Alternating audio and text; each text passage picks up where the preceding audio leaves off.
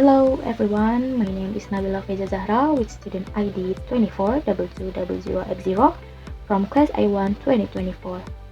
And welcome to this mini documentary about how to give a presentation in English more effectively. In this video, I will share some important lessons I learned from an English presentation skills video by corporate trainer Rebecca from Presentation Practice. So, giving a presentation is never easy, and it becomes even more challenging when we have to do it in a language that is not our mother tongue. However, learning how to give a good presentation in English not only helps us improve our communication skills but also build our confidence as professionals.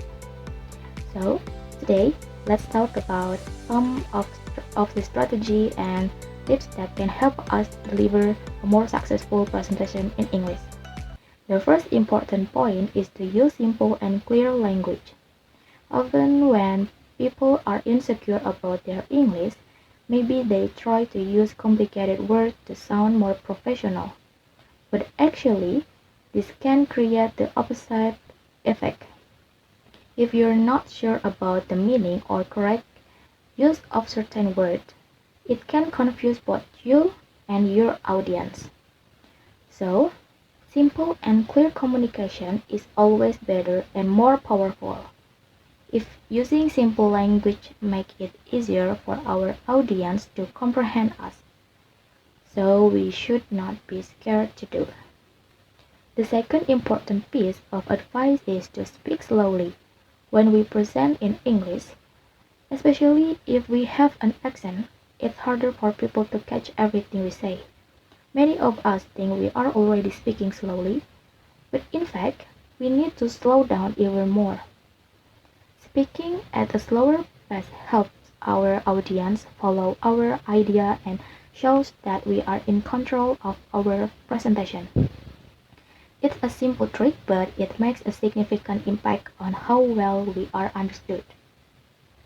Next, Rebecca reminds us to always check and edit our visuals carefully. Our professionalism can be harmed by any spelling or punctuation errors on a slide. For this reason, it is crucial to have someone who is fluent in English, or at least a native speaker. Proofread our presentation slides before to our presentation, even though they might not seem like much, but small errors might negatively impact our audience. Next, we must remember to use active verb rather than passive verbs.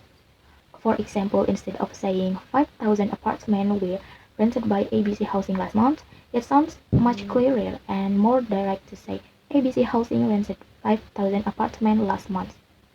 So, our sentence is easier to understand when we use active verbs. In addition, we should use transition words like furthermore, however, or on the other hand. These words act as signposts for the audience, helping them follow our idea and see how each part of our presentation connects to the next. Transition words add clarity and structure to our speech. Another great suggestion is to write down important numbers on our slides, which is especially helpful for audiences for different countries. Different countries have different ways of expressing number. For example, 100,000 is called 1 lakh in India, although 100,000 is used in another nation. Putting the number in writing ensures that everyone knows exactly what we mean. While those are some of the positive strategies, Rebecca also point out several things we should avoid. First, we must avoid using abbreviations or acronyms that our audience might not know. If we need to use an abbreviation, we should always say the full name the first time, so that everyone understands. After that, it's fine to use the short form. We should be careful not to use jargon. Jargon is specialist language used by people in a certain field or occupation. When speaking among colleagues, this might be okay, but it can be confusing to others. So, when giving a presentation to a general audience, it's better to use plain and simple English that everyone can follow. Another thing we should avoid is slang. Slang is occasionally used in presentations by native English speakers, However, it is best for non-native speakers to avoid using it unless they are very certain of how to use it correctly. If we use slang in the wrong way, it can sound unprofessional. Finally, we need to avoid crutch words like mm, like and should also be avoided. These are frequently said by people who are anxious or unsure of what to say next. It's acceptable to feel anxious, but it's preferable to remain silent for a while.